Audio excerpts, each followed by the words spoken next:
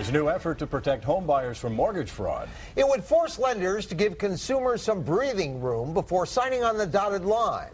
We're joined this morning by the sponsor of that proposal, Congresswoman Melissa Bean of the Northwest Suburbs. Congresswoman, welcome. Tell us a little bit about this and what the sense is behind your proposal. Well, first, Jane and Jack, thanks so much for having me on again. It's a pleasure to see you. I think all of us have been in a situation, all homeowners have, where they've gone to a closing and they're looking at the documents and they may have an attorney right there who's saying, sign this, sign this, sign this, and it's a very overwhelming process. Most people don't even look. You just sign, flip, right. sign, flip. And that's it's right. sometimes 60 pages, and you don't know what you're signing away, which can lead to some of the confusion that many people were involved in the subprime crisis because they didn't really know what they were agreeing to. And while the current law already allows folks to request seeing those documents ahead of time, it doesn't require that they're available or they're complete. And what this law would do is give people the ability to see those 3 days in advance in a complete form prior to closing. Now, one of the things the Democrats and this president promised, in particular in the last election, was that they were going to get their arms around re-regulating the financial community in the United States. Your proposal is a part of that. What has been done so far? What remains to be done? Where does that sit currently? Well, this bill is actually separate from the reg reform bill that we're working on, but very related to it. What we're working on is a comprehensive package that includes a number of bills, and you asked me a second ago about it, and so I kind of wanted to jot my notes because it's been something we've been working on for a year in different bills through committee, some of which even came to the floor but will now be reincorporated into one package. So we did mortgage reform back in May, we did credit card reform, we did executive compensation.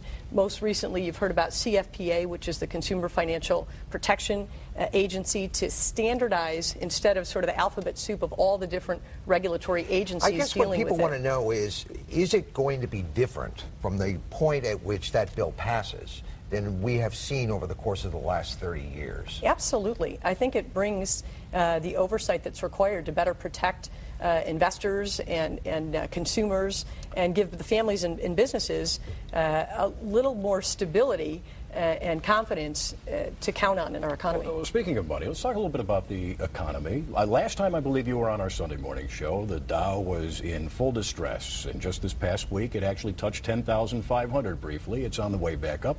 Do you think we're in an economic turnaround here, or a lot of people believe this is just a spike fall, that it's going to get worse before it gets better? Well, I'm certainly not an economist, and I am encouraged, like many people, by the numbers that were just released, that unemployment's a little bit lower. But I don't think we're out of the woods yet entirely. I'm hearing some positive things from a number of small businesses. Such as? In my district, where they're starting to see their forecast become a little more stable, where in the past it was very transactional and they didn't have a pipeline that they could count on. So there's some increasing confidence, but we've also seen in the market that some of that, the increases in profitability have been due to some of the cuts in spending and employees and not necessarily in revenue growth. So as those forecasts get so stronger, when do we I think we'll feel better. see growth as opposed to cost cutting? That is, well, and as I said, we're question. starting to see that for some, but I think it's going to take some time. Employment is always a lagging indicator and comes a little bit further. If I can just for a second go back, though, you had asked me about the comprehensive reg reform, and the one piece I didn't get to tell you about that I think is most different about when we move forward on this package from where we've been in the past is the dissolution authority. One of the things people have been most frustrated with is, they talked about bailouts and helping failing companies. And while we were at a precipice of collapse, and I think most folks across the ideological spectrum would say that it was important that we did that at the time to stabilize the market and restore confidence, what we also did is we set a dangerous precedent that says that you can count on the government to intervene.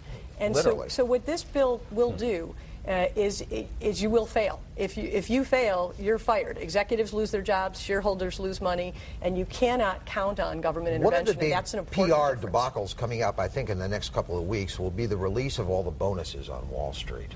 How are people on the Hill going to handle that when they start hearing from people back home about, my goodness, how could these companies that the federal government bailed out be paying that kind of money? Many of them still owe money to the federal government. Exactly, and they were the architects in many respects of that financial collapse.